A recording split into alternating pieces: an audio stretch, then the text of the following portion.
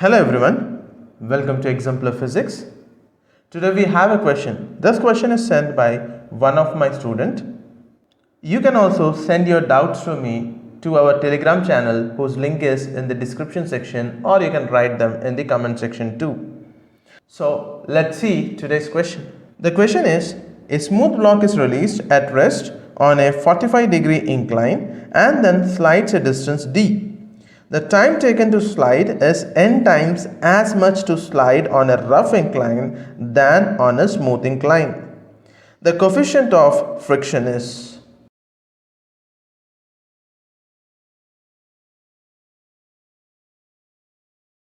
So here we have to find the coefficient of friction. So let me explain you the question. Here we have an inclined plane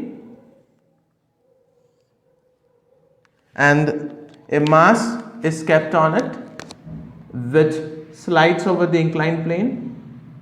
Let us take the mass be m, right? The question says this mass takes or slides d distance, and time taken for that, since it's not been mentioned, let us take it as t. So this mass takes or travels d distance in time t. Now if you can draw the free body diagram of mass. So mass is over the inclined plane. So what are the forces acting on it? For number one, the gravitational force mg. Then if we resolve the vector mg into two components, that is mg cos theta, and the one which is along the plane, that is mg sin theta. Then this incline will apply some force on the mass because of its mg cos theta component, and that force is normal. So these are the forces acting on the incline when we consider the incline to be smooth, as mentioned in the first part of the question. Smooth inclined plane will not exert friction.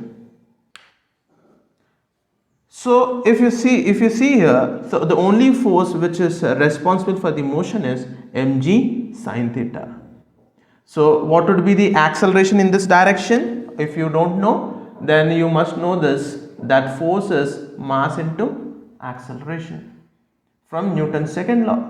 So this is the force which is responsible for the motion of the block. How much is that force? mg sin theta.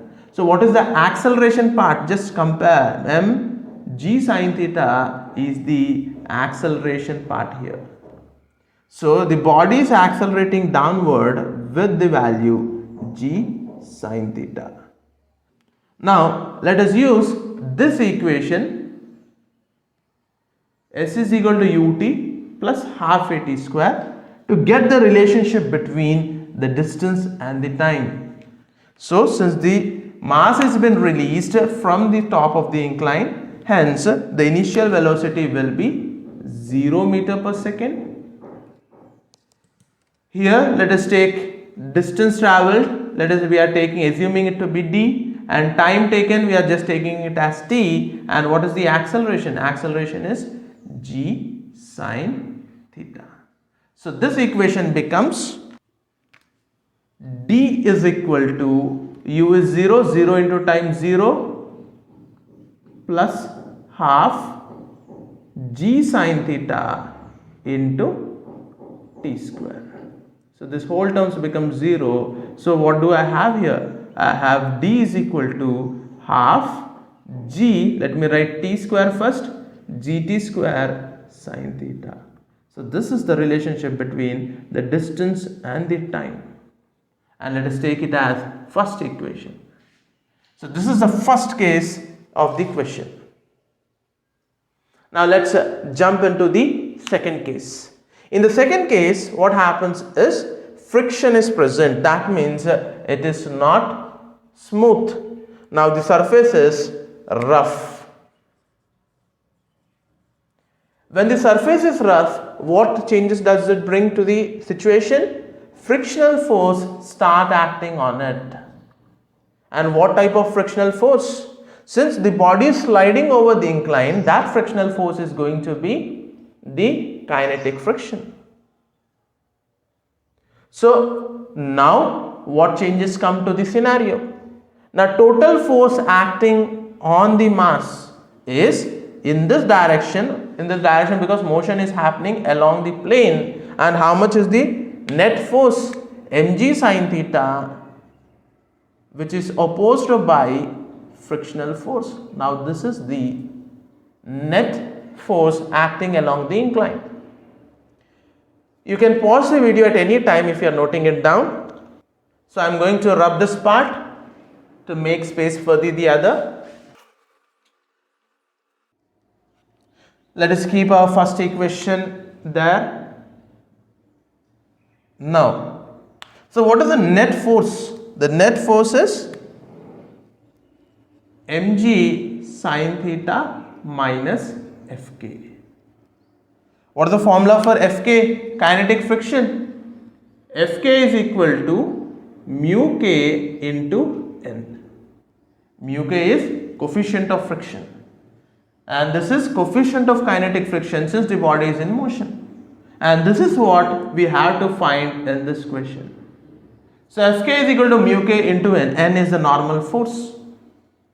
And from this free body diagram, you can easily tell, see here, no motion is taking place in the vertical direction to the inclined plane, no motion. That means the forces along the inclined plane are balanced.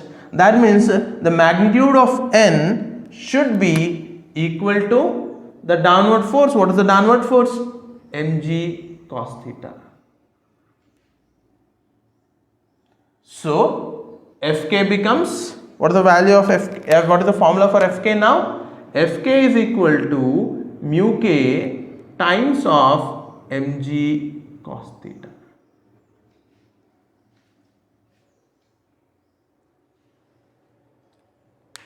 Now let me write the net force again. mg sin theta minus Fk is mu k mg cos theta. Let us take mg as common. So if I take mg as common, what I am left with? Sin theta minus mu k cos theta. So this is the net force which is making this mass to slide down along the inclined plane. Now in the second situation also it travels distance d, but what is the time now? The question says that now the time has been increased by n times. So if the initial condition it was t, now it is nt, n times of t. So this is what, this is the net force, this is the net force. If this is the net force, can you tell me what is the acceleration? Force is equal to mass into acceleration. So what is the acceleration part in this? So acceleration part is, remove this mass term. So whatever left is the acceleration, that is g sin theta minus mu k cos theta. This is the acceleration in the second case. Now by using the same relation, s is equal to ut plus half at square. So distance traveled how much? D. So the value of s, I'll write it as d. Since it's been released, not thrown, so u will be 0. 0 into time is going to be 0 plus half. What's the value of a? Acceleration. G sin theta. Let me write it in the square bracket. G sin theta minus mu k cos theta times of, now what is the time taken here? N times of t. So this will be nt whole square. So what is the relationship I am going to get here?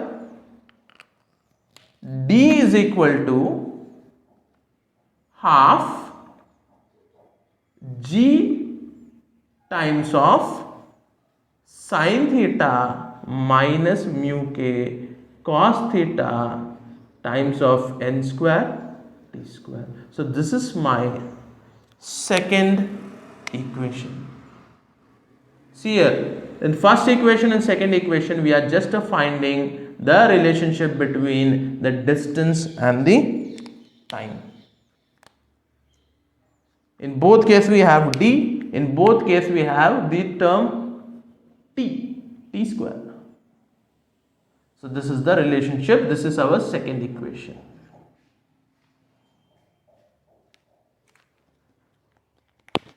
So first equation is here, second equation is here. So both it denotes what? D. So both are distances. Distance traveled are same. So from 1 and 2, what we can write?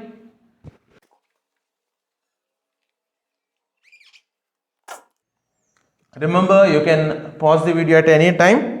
So from 1 and 2, both are distances. So from 1 and 2, what can I write here?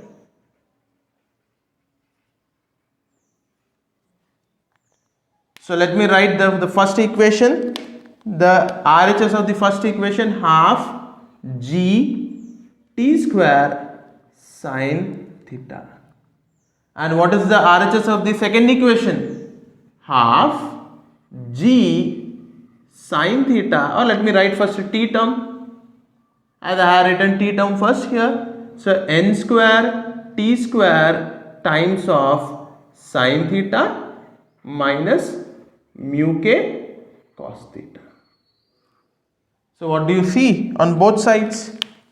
Half and half are same, g and g are same, and the another term t square and t square are the same. So what are we left with after the cancellation? On left hand side I have sine theta is equal to n square sine theta minus mu k cos theta. So from both equations we have written this. Now let me expand this bracket. N square sine theta minus mu k n square cos theta. So let us bring this minus term this side and this plus term onto the other side. So minus mu k n square cos theta comes to this side, it becomes mu k n square cos theta, n square sin theta. Sin theta goes to the other side, minus sin theta. Now if I take sin theta as common, sin theta is equal to n square minus 1. So on the right hand side, what do we have? Mu k n square cos theta. So we need mu k. Keep mu k on the left hand side. Bring the rest term onto the right hand side. So it becomes sin theta n square minus 1 cos theta divides n square divides. So what do we get here? Mu k is equal to sin theta by cos theta n square minus 1 by n square. So what is sin theta by cos theta? Mu k is equal to sin theta by cos theta is tan theta, and n square minus, or let me divide it n square by n square minus 1 by n square. N square minus 1 by n square can be written as n square by n square minus 1 by n square. So what do I get? Tan theta 1 minus 1 by n square. This is mu k. So this is the relationship which we need to acquire. Remember, in the equation this angle has been given as 45 degree. So what is the value of tan 45? Tan 45 is equal to 1. 1 into 1 minus 1 by n square. What do we get? We get mu k is equal to 1 by 1 minus n square.